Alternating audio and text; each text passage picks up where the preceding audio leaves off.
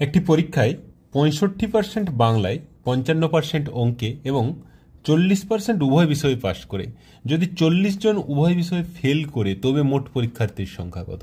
দেখো, এই টাইপের অঙ্কের জন্য একটা শর্ট ট্রিক্স আছে। শর্ট ট্রিক্সটা কীরকম না, 100 মাইনাস বাংলায় পাশ করেছে কত, 65%, অঙ্কে পাস করেছে কত, প্লাস অঙ্কের পাস 55%, মাইনাস দুটো বিষয়ে পাস করেছে কত, 40%।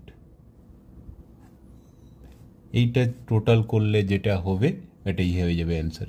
100 মাইনাস 120 মাইনাস 40, 80, দ্যাট ইজ 20%। 20% কি হয়েছে না, উভয় বিষয়ে ফেল করেছে। আর এখানে কি বলেছে, 40 জন উভয় বিষয়ে ফেল করেছে, তাহলে 20% ইকুয়ালস টু 40 জন, 100% ইকুয়ালস টু কত হয়ে যাবে, 20 ডবল মানে 100 ডবল, 200 জন।